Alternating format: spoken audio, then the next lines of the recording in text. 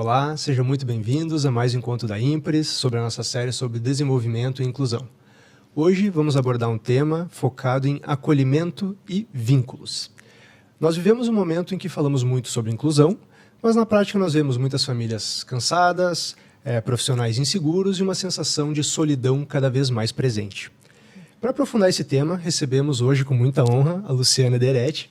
A Luciana é psicóloga, especialista em psicanálise da infância e adolescência, especialista em psicanálise vincular de grupos e famílias, especialista em psicanálise de adultos, há 20 anos atuando em consultório privado, idealizadora da mentoria Life Project, palestrante em inteligência emocional e saúde mental, liderança, segurança psicológica, cultura e performance sustentável.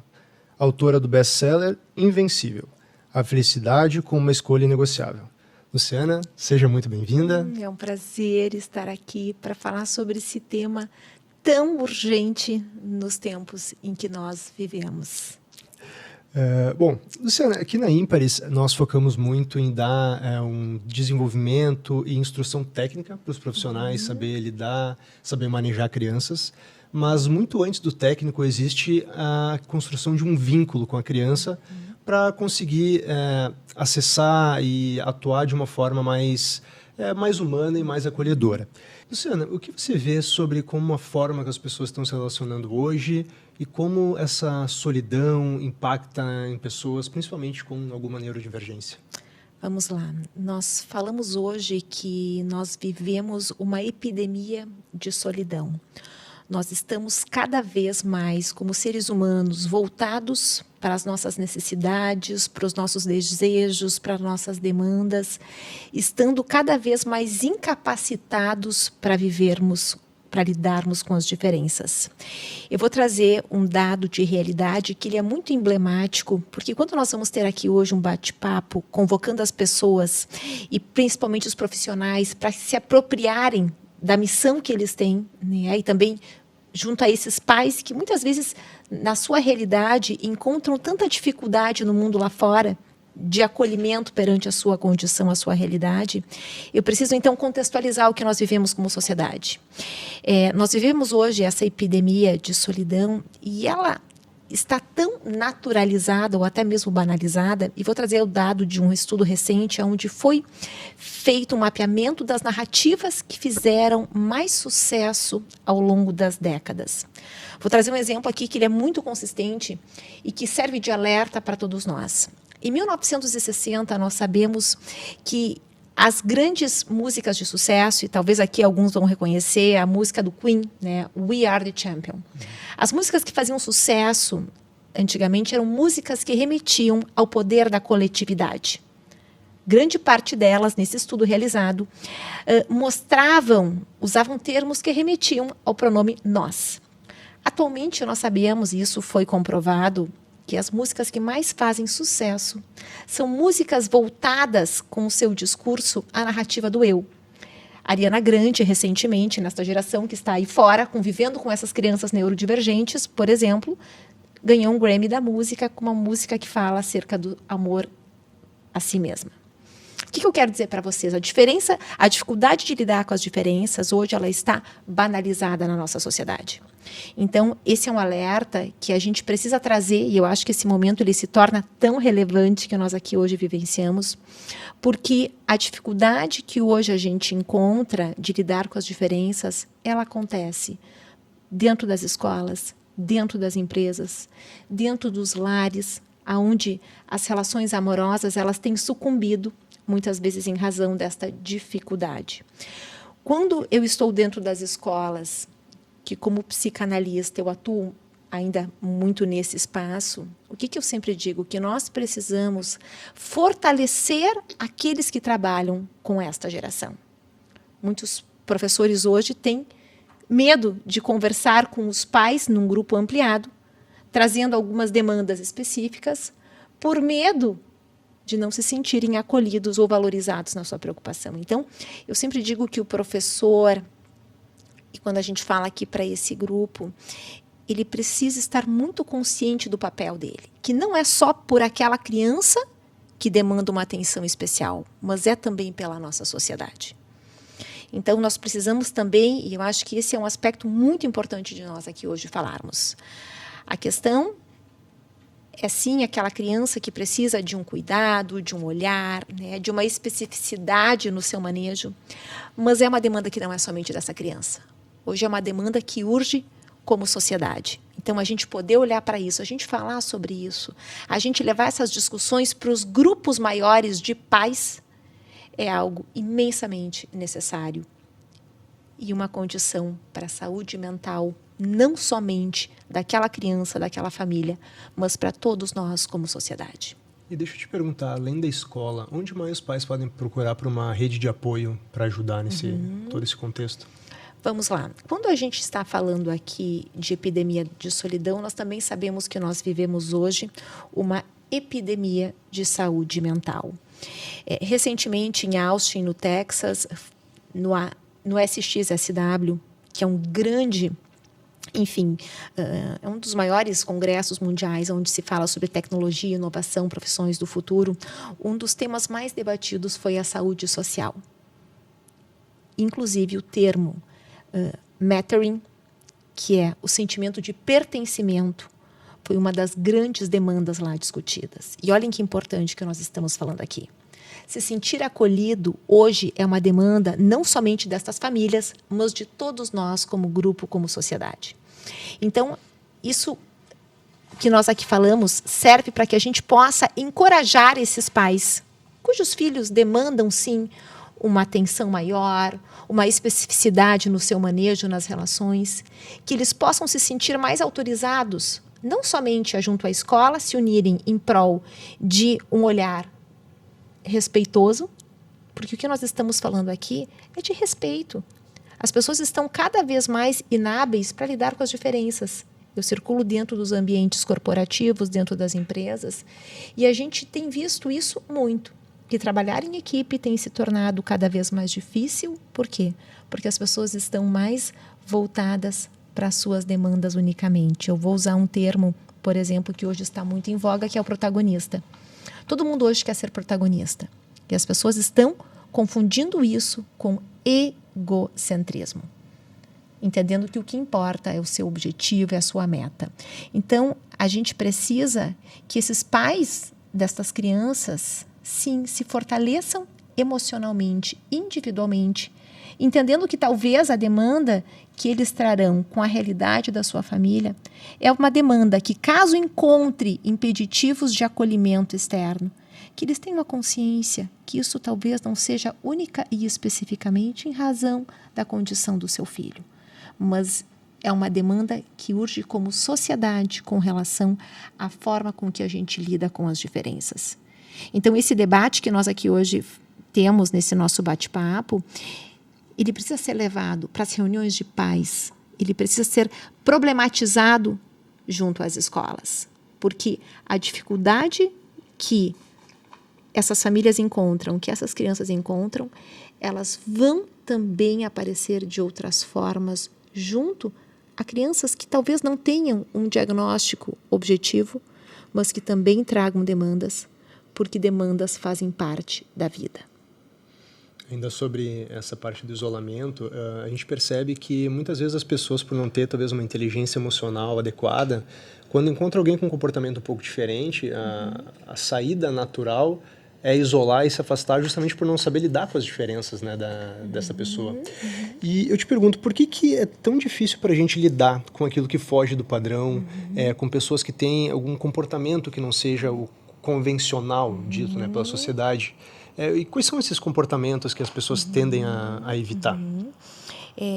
Vamos lá. Toda vez que a gente se depara com algo diferente daquilo que a gente espera do outro, isso vai demandar um exercício interno de nós revermos a nossa expectativa, de nós sairmos do nosso egocentrismo e nós, sim, fazermos um movimento interno de readequação das nossas expectativas.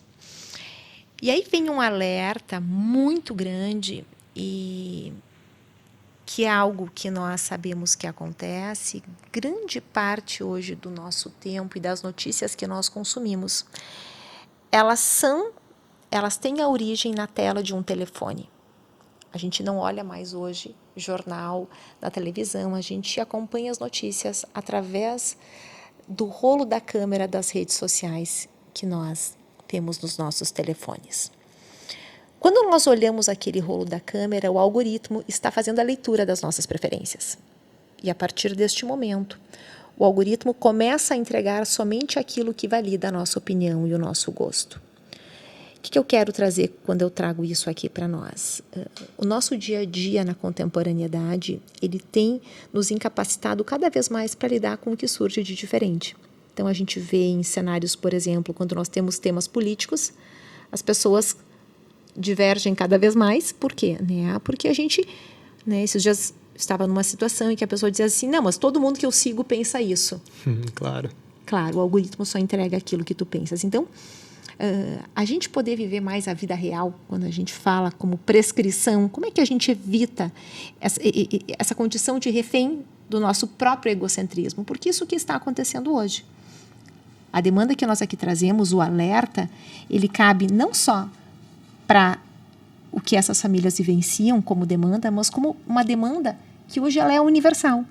Todos os relacionamentos hoje eles estão sendo condenados em razão desta necessidade que as pessoas têm de validação das suas demandas única e especificamente. Então, voltando à situação da criança neurodivergente, das suas famílias, é muito importante que eles se fortaleçam comunidade e entendam também e se trabalhem com essas crianças, principalmente quando são maiores. Que a dificuldade de acolhimento, muitas vezes, ela não se dá em razão da dificuldade da criança. É uma questão da sociedade. E a gente trabalhar a autoestima dessas famílias, a gente trabalhar a autoestima desses pais. E como escola, a capacitação de quem trabalha junto a esse público é necessária. Porque se os professores entenderem que a dificuldade que eles têm não tem a ver unicamente com a neurodivergência, com a especificidade do desenvolvimento, mas com algo que é muito maior. É aí que eu acredito que a gente cumpre a verdadeira função da escola num mundo como esse que nós hoje nos encontramos. Eu concordo completamente.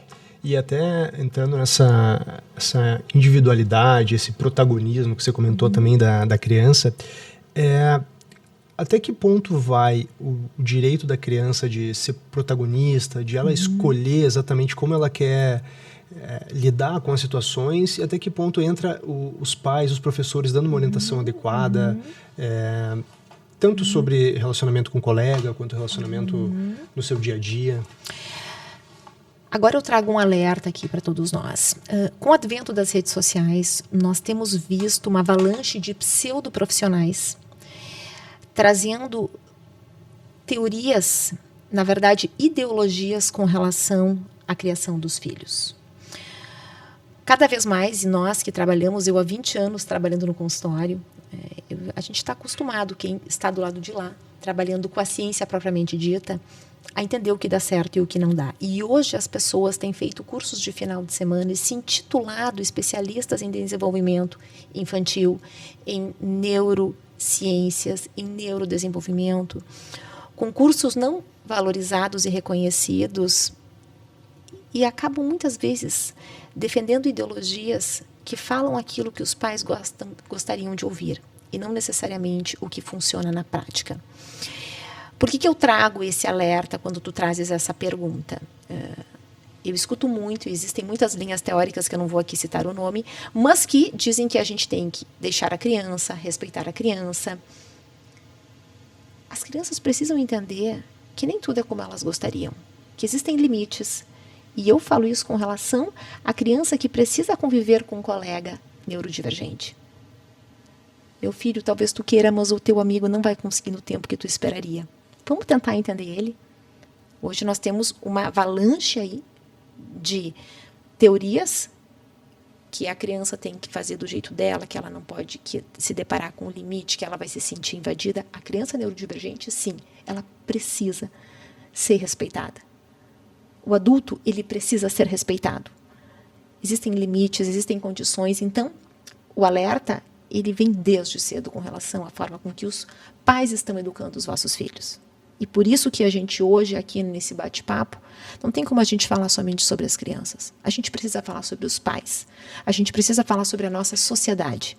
Porque enquanto nós não aprendermos a lidar com o diferente, e nós não estabelecermos isso como uma prioridade, sim, como sociedade, esses pais continuarão educando crianças que estão despreparadas para lidar com as demandas do colega e também para lidar com as demandas da vida.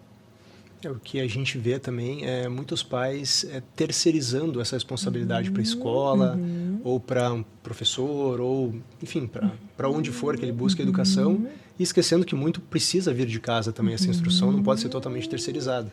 E depois acabam culpando o professor, culpando a escola, porque a criança não tá de acordo com o que o pai gostaria, né?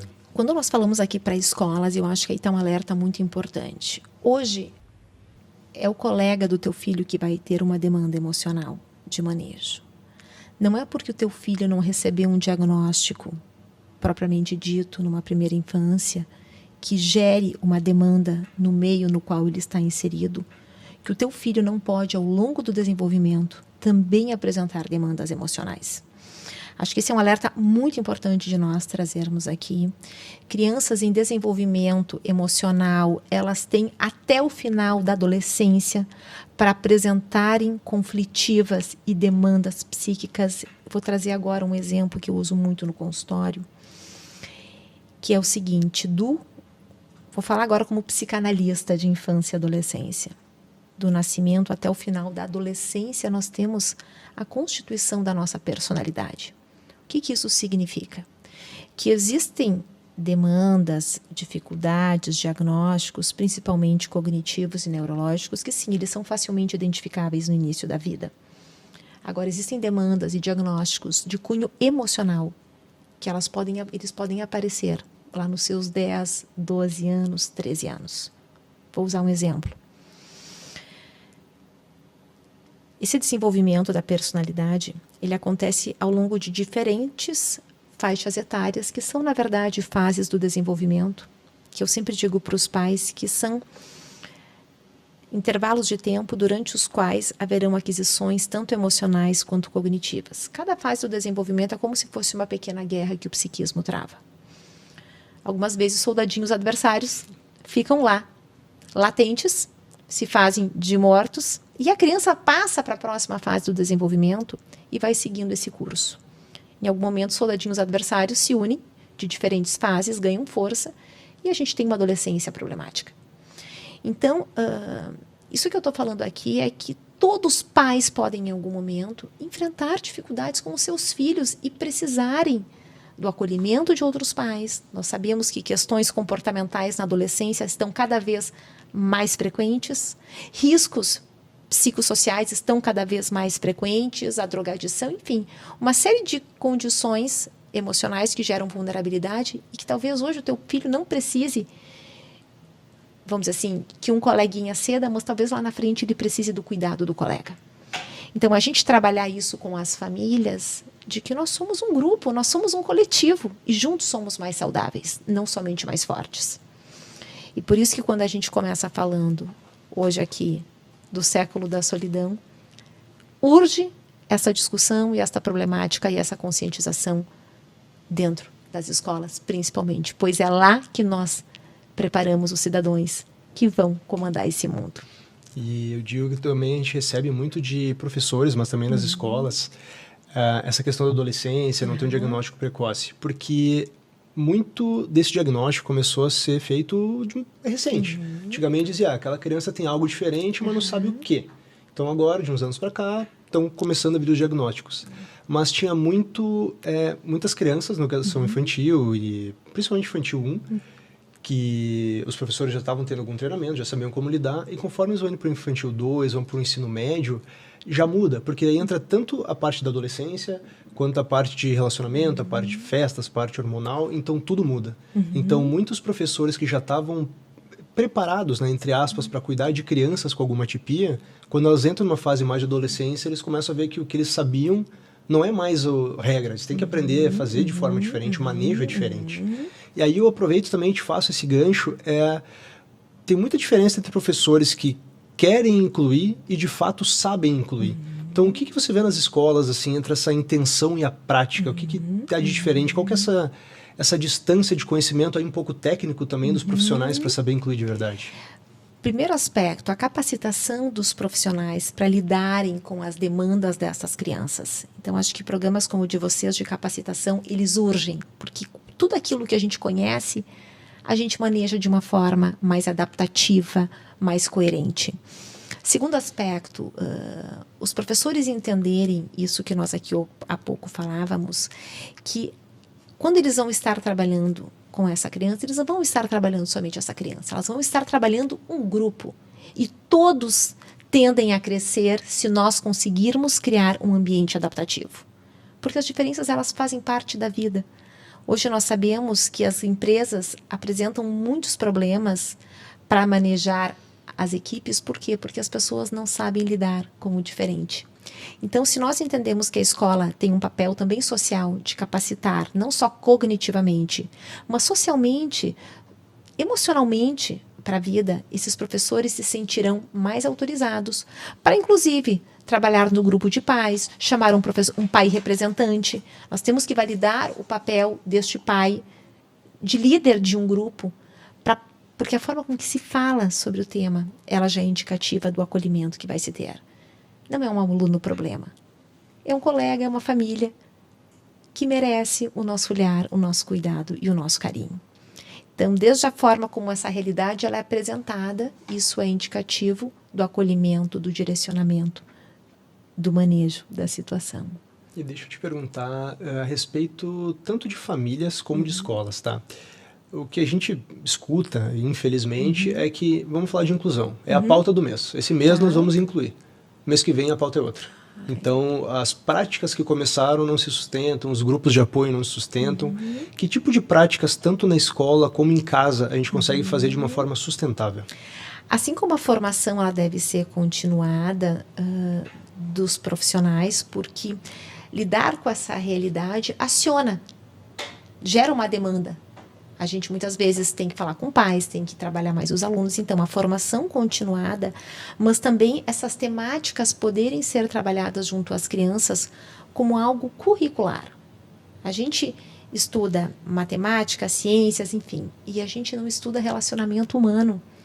A gente não trabalha mais os valores e princípios que nos constituem para a vida em sociedade.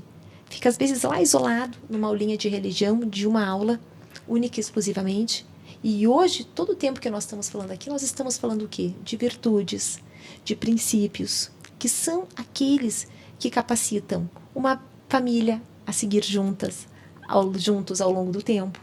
A gente poder trabalhar isso de uma forma curricular. E a escola entender que num mundo tão tecnológico, as pessoas, sim, nós vamos aprender a lidar cada vez mais com a inteligência artificial, mas mais do que nunca, a demanda, ela é de saúde mental. O que vai nos capacitar para, apesar de toda essa tecnologia, a gente poder seguir evoluindo como seres humanos, é o foco no trabalho junto ao ser humano. Então, as escolas precisam investir neste olhar, nesse cuidado, porque é isso que vai fazer não só o mês da inclusão acontecer, mas a realidade da inclusão ter espaço, lugar e valor. E isso eu concordo 100%. E eu vejo também, eu sou pai, né? Tenho uma filhinha pequena, vai fazer 3 anos agora. E eu e minha esposa, nós normalmente somos muito elogiados porque do jeito que a gente cuida dela. No restaurante, assim, a gente tá sentado com ela brincando. Todas as outras mesas, ou quase todas, a criança tá no telefone. Em casa, eu tenho também amigos com filhos, infelizmente, que eles fazem com a criança? Chega em casa, liga a TV para a criança não incomodar. Então, eu faço diferente, e eu posso que muitos outros pais também fazem diferente, que gostam de brincar, gostam de participar, e a gente vê o desenvolvimento da criança mudando com a presença dos pais. Então, entrando um pouco também nesse assunto de estar presente, né, brincar com a criança, dar atenção para a criança, e na área de telas, que eu sei, já dei uma espiada em algumas palestras suas, sei que você fala sobre telas, até onde é saudável para uma criança, até onde atrapalha na criação de uma criança, dela ficar naquele mundo isolado e não socializar com, enfim, na rua, com outras pessoas. O que isso pode atrapalhar ou não no desenvolvimento da criança? Vamos lá, primeiro deixa eu te dizer, deixa eu olhar o tempo que a gente tem, que quando eu te escuto falar da tua presença junto à tua filha, tu e da tua esposa, para mim soa inclusive poético para os meus ouvidos. Tem algo que eu bato muito na tecla quando eu estou nas minhas palestras, nas escolas principalmente, que um alerta que nós precisamos hoje fazer para os pais e uma tomada de consciência que a gente precisa provocar é de que uma coisa é o desejo de nós termos um filho, outra coisa é o desejo de ser pai e mãe. Todos nós temos esse ideal de ter uma família e de ser pai e mãe. Porém, ter um filho é algo absolutamente diferente de ser pai e mãe. Quando a gente é pai e mãe, a gente está realizando um sonho, que é muitas vezes um ideal narcísico de que a nossa vida só vai estar completa. A gente constrói uma jornada profissional, uma carreira, né, de conquistas, mas parece que nunca está suficiente para a grande maioria, embora hoje algumas pessoas escolhem não viver a parentalidade, mas para a grande maioria a gente só vai estar pleno quando tiver realizado esse sonho de ser pai e mãe. Porém, ter um filho é muito diferente de realizar um sonho. Porque uma criança, a gente nunca vai ter o pleno controle acerca das variáveis da sua conduta, do seu desenvolvimento. Então, o que eu sempre provoco nas escolas? O espaço interno que nós temos para amar e educar um filho. E hoje nós temos cada vez menos tempo. Uma das coisas mais comuns é a gente encontrar um amigo na rua, uma pessoa conhecida, e a pessoa nos pergunta como é que tu tá, e a gente diz, numa correria. Sempre na correria. E a gente se orgulha de dizer que a gente está na correria. E o que nós temos visto, nós que trabalhamos nos consultórios, cuidando de famílias? Que os filhos têm recebido o pior tempo dos seus pais. Então, eles passam o dia correndo atrás das suas metas, das suas obrigações, dos seus ideais, dos seus sonhos. Mas eu convoco muito com a provocação de que corpo perfeito a gente tem a vida inteira para conquistar.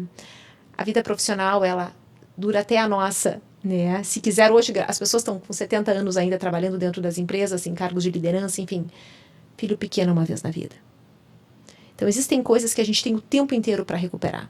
Uma saúde emocional de um filho, ela é pontual. A primeira infância até o final da adolescência são momentos em que os pais precisam estar verdadeiramente presentes e com espaço interno.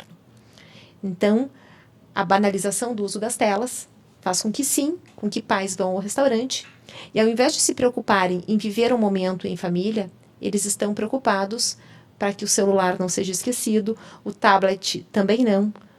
E isso é o que está incapacitando não somente a saúde mental, mas gerando aspectos e falhas, deficiências cognitivas imensuráveis. Então, o tempo de tela dessas crianças tem impactado no seu desenvolvimento neurológico, tem gerado imenso prejuízo nas suas habilidades de relacionamento, tem gerado uma distância enorme dos seus pais. Dias atrás eu estava numa discussão, enfim, né, num grupo discutindo matemática, e nós falávamos exatamente isso.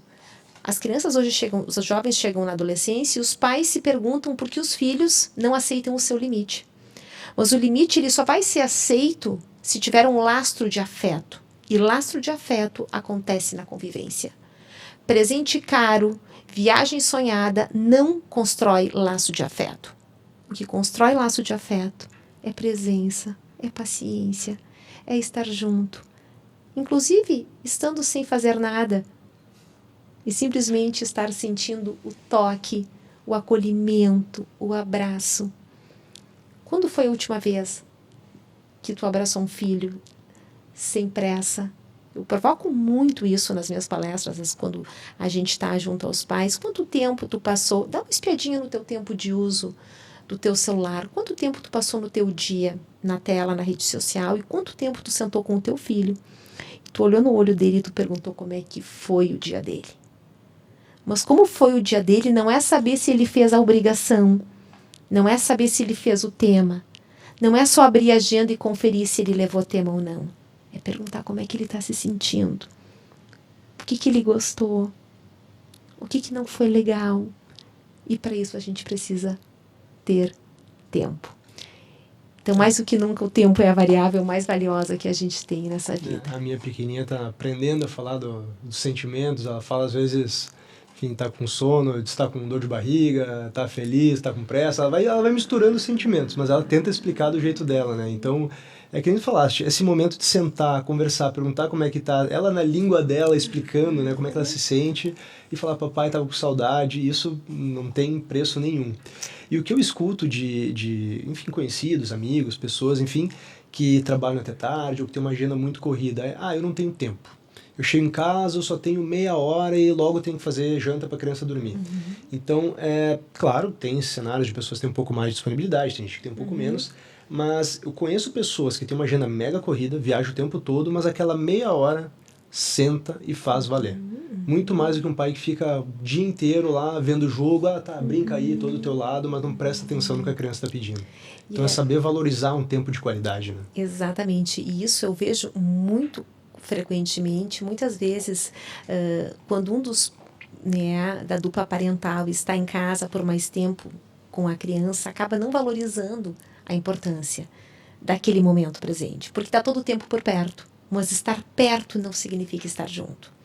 E muitas vezes, sim, pessoas que têm um tempo menor, reduzido em razão de uma agenda sobrecarregada, às vezes elas acabam desenvolvendo a consciência da importância do momento presente.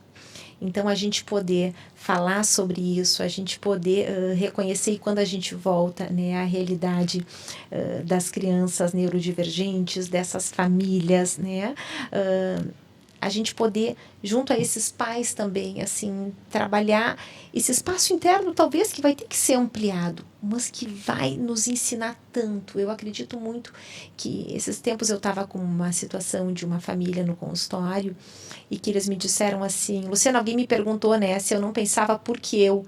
E eu disse, por que não eu? Por que não eu? Me ensina tanto, meu filho. A gente aprende tanto juntos. Então, a gente poder aprender a valorizar o processo. Quando tu tá lá com o teu filho, perguntando como é que foi o dia dele, ele tá te trazendo um processo que ele viveu. Algumas crianças levam mais tempo, outras menos. Os pais que têm vários filhos percebem isso. Então, a gente poder trabalhar essa consciência, sem dúvida, o maior investimento e herança mais linda que um pai e uma mãe podem deixar para um filho, que é a bagagem emocional. Isso, sem dúvida. Luciana, e trazendo para um outro ponto um pouquinho mais sério, assim, a tua experiência de consultório deve dizer. Os pais, eu sei, vivi isso, quando minha esposa estava grávida, eu idealizava o que minha filha seria. Ela vai ter a profissão tal, ela vai fazer tal atividade, ela vai ser assim, vai parecer comigo. Eu imaginava a vida da minha filha. E na Ímpares, nós, enfim, direcionamos muito mais para crianças com alguma atipia, uma criança neurodivergente, e difícil ver um pai que o filho idealizado era uma criança típica. Normalmente não, é uma criança típica numa situação convencional. Então, como que é para um pai ter um filho idealizado e quando vê que a criança é diferente, ter que se adaptar com essa nova realidade, construir essa nova visão do seu filho, como é que é esse impacto emocional para os pais, como é que eles lidam, talvez a tua experiência mais de consultório saiba dizer assim alguns relatos de famílias.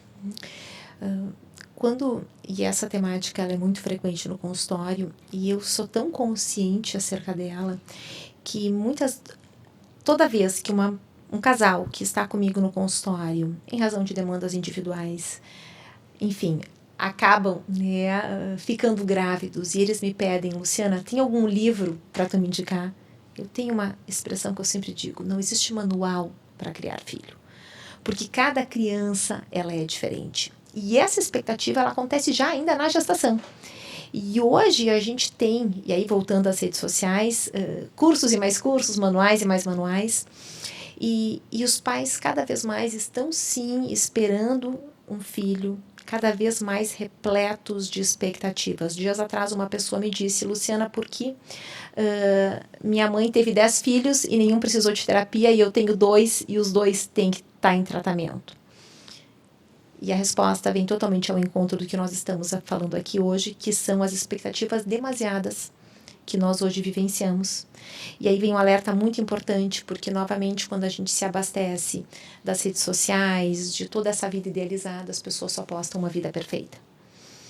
né? Ninguém fala que tem dificuldades com seu filho, ninguém fala que foi difícil a hora de fazer o tema. As pessoas postam lá uma foto, o filho fazendo o tema, sendo mãe, realizando o meu sonho, né? Sempre a hora Amo mais meu linda do filho, dia que a hora posta, mais né? linda do dia, né? Então, vai se naturalizando esse tipo de compartilhamento e que vai ecoando no nosso inconsciente, no nosso mundo interno, na nossa rede neuronal, aumentando a nossa expectativa de um ideal de perfeição junto aos nossos filhos.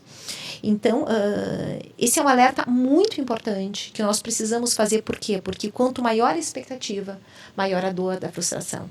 E aí é quando esses pais não conseguem ser aqueles pais que gostariam, que seu filho, na verdade, precisaria ter, em razão de que estão lidando com uma criança que ela é real.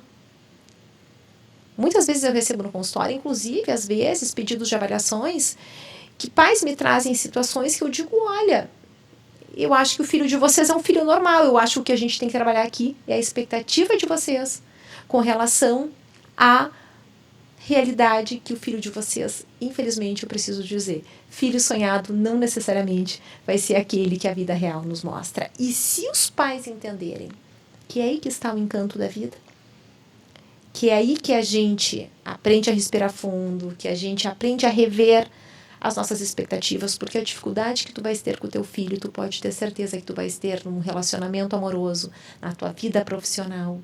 Então, a gente poder, como adultos, investir no nosso autoconhecimento, para que a gente possa curar as nossas feridas, porque muitas vezes a gente espera que os nossos filhos curem feridas que na verdade são nossas, né? Então a gente vê cada vez mais nesta geração de filhos uma dor que muitas vezes não é deles. Eles são, na verdade, deflagrando um sintoma que é familiar. É assim como tu falaste, né? Não tem livro, não tem manual para criar um filho. Cada caso é um caso, vai aprendendo conforme as coisas acontecem. Né? Exatamente. Algumas situações vão haver, quando a gente fala, né, das atipias aqui, sim, a gente vai ter orientações mais claras, mais específicas, mas que certamente também não vão resolver em absoluto as demandas que o seu filho vai trazer. Então, acho que a gente também poder trazer isso para essas famílias, né? Assim como trazer para os técnicos que trabalham com essas crianças, né? Que o manual, e isso eu vejo às vezes nas escolas, mas eu fiz isso e ela não respondeu como esperado. Sim, mas a criança sem um diagnóstico também vai responder como muitas vezes não foi esperado, né? Então, a gente poder trabalhar com o novo, a gente poder entender que a gente não tem o controle sobre tudo na vida, certamente é um recurso imensamente favorável para lidar com as adversidades e com a normalidade também, né? Porque não existe normal sem diferente. Lu, e para fechar, quando entra uma criança ou uma neurodivergência numa escola, de quem é o problema? Perfeita essa pergunta. Porque, na verdade, esse não é um problema. Essa é uma demanda da nossa sociedade. As diferenças, elas existem em qualquer área, em qualquer situação. E nós estamos falando aqui de uma realidade que vai ser cada vez mais presente. E nós precisamos começar com aqueles que estão à frente do sistema, que estão escolhendo as prioridades dos investimentos dos seus governos, das suas prefeituras, dos seus estados, porque nós precisamos entender que este é um problema social. Este não é um problema unicamente das famílias que têm filhos com esse diagnóstico. Nós precisamos entrar na responsabilidade dos gestores públicos que vão criar políticas de educação, de acolhimento e de valorização destas demandas, para que sim, este acolhimento, este reconhecimento e esta responsabilidade possa ser efetiva. Desde a gestão e aí chegando nas escolas, nas direções, junto às equipes, para que aí esses pais, que sem dúvida terão sim essa preocupação, possam não só se sentir acolhidos, mas que nós possamos todos entender que juntos seremos mais fortes e estaremos capacitando não somente essas crianças que demandam um cuidado especial, mas estaremos nos capacitando como um todo para lidarmos com a vida, com aquilo que nem sempre é como a gente esperaria, mas que faz parte a gente trabalhar a nossa adaptação e a construção no sentido de fazermos das adversidades recurso de crescimento e de evolução. É só assim que a gente vai construir um mundo melhor para todos nós. Perfeita resposta. Lu, muito obrigado pelo encontro de hoje. Pessoal, quero agradecer novamente por mais um encontro aqui da Ímpares, nossa pauta sobre acolhimento e hoje falando sobre vínculos reais. Muito obrigado e nos vemos no próximo encontro.